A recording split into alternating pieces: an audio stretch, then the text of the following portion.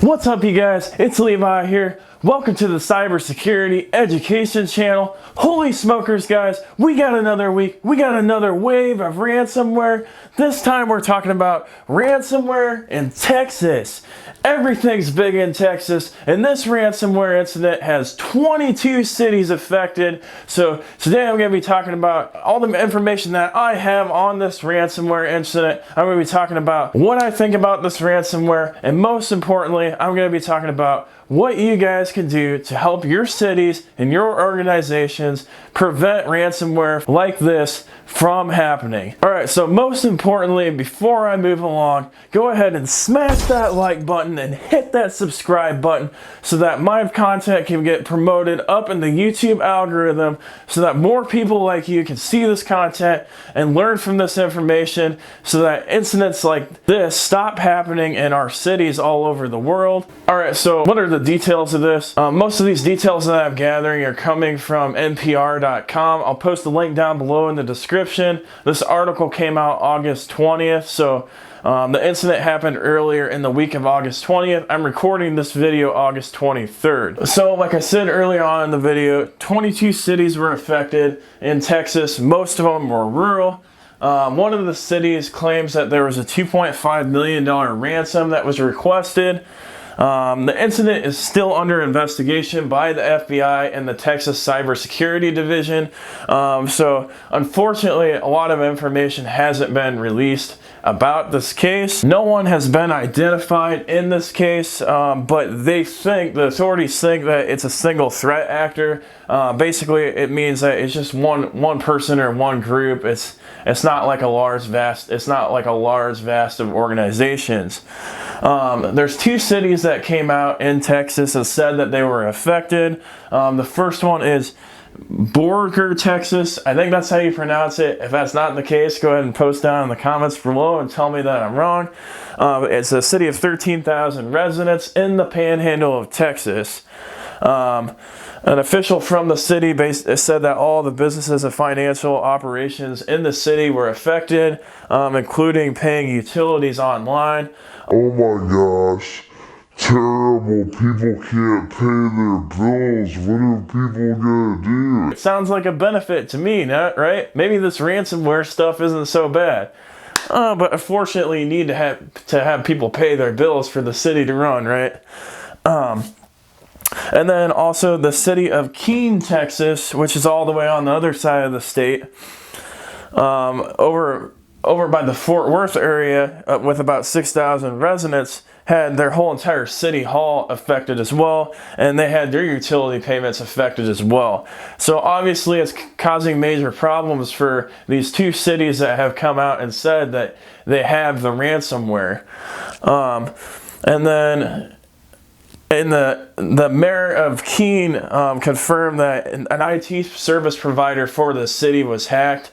So basically, the city doesn't have enough resources to provide their own IT department, so they hire a managed IT provider to do their IT for them. And from what I've gathered, it seems like most of the 22 cities used an IT service provider, which I'm assuming was hacked, and that's why all of these cities were affected, because the IT service managed provider probably had software to remote into all of the city systems, and my guess is there was probably a vulnerability in that software that wasn't fixed, that the attacker was able to take advantage of and get into all of the systems. That would be my best guess. Also, one other fact I forgot to point out before we move on. The mayor of Keene said that he's not anticipating that they're going to pay the ransom, which if you watched any of my other ransomware videos before, I'm so happy about this, because paying the ransom is a terrible thing in my opinion, because by paying the ransom, you're making it so that it gives criminals more incentive to keep doing it because they keep getting paid for it. If they don't get paid for it anymore, they're going to stop doing it. All right, so moving on. In the NPR article, Alan Liska is quoted as a threat intelligence analyst. She said this is the largest coordinated attack that she has ever seen. Basically by this, I think that she means that the 22 cities being hit at once is the largest scope of multiple different cities being hit at once that she's ever seen. The research firm that she's affiliated, it says that ransomware is on the rise. Since 2013, 169 incidents in government has been seen, and 60 have occurred this year. And if you do the math on this, that's 35% of the incidents since 2013 have occurred this year. 35% this year. That's insane. And what, we're at the end of August right now at the time this video is recorded. So, I mean, we could get up to 40% of the incidents in 1 year. That's a huge rise in ransomware. It's only getting more and more prevalent. And that's why I'm doing this video. I want to help you guys see the importance of ransomware, and I want you guys to be aware of how prevalent it is and how much it's rising, and I want you guys to be able to help protect yourselves. So you got all these city governments, 22 city governments that have their city operations down more than likely. I mean, we only know specifically about 2 of them, but we can only assume that since the attack happened to all of them, they're having the same problems. So their city operations are down. More than likely, their billing systems are probably all having problems. So how can you guys prevent this from happening in your organizations and your cities? Well, the Texas Department of Information Resources actually had an article out that was pretty good with information on how to protect you guys. So I'll summarize it a little bit for you guys and go through the points. Their first point was keeping software patches and antivirus tools up to date. Honestly, in my personal opinion, like I said before, that third-party service provider most likely had software they used to remote into all of the city's computers to do management stuff on them. And my guess, it had some type of vulnerability that probably had a patch for it that they didn't update. And that's how the attackers likely got in there. I mean, I don't know this for certain, but that's one of the ways that they could have gotten in there. And that's definitely could be key in this situation. Also in the past, I've seen that a lot of ransomware will spread because organizations didn't update their Windows machines for patches that came out 2 years ago, and everybody knew that it could be a big issue. But because they didn't do anything, attackers were able to scan the internet and see the vulnerabilities there and get into those systems, whereas if those systems were patched, the attackers wouldn't have been able to get. So it is key that you patch all of your systems and all of your software. The number 2 point that they made, create strong, unique passwords that are changed regularly. I have a video out on this. You want to make sure that you're using different passwords for every application that you're using.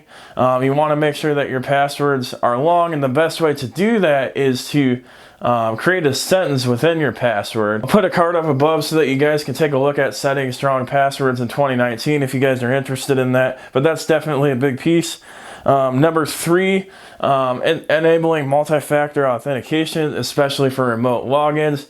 Yeah, any type of application that you're using, you want to make sure that you have multiple forms of authentication. So not just having a password, but having it send a text to your phone, having it so that you install an app on your phone and it generates codes that you can put in. I also have a video on that I'll put a card up above so you guys can learn more about that. And the next point is modernizing legacy systems and ensure software is as current as possible.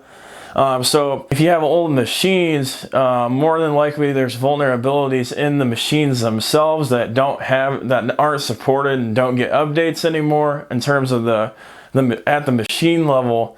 And you need to upgrade your old computers and devices to something new if it doesn't have support anymore. The next point that they have, limit granting administrative access.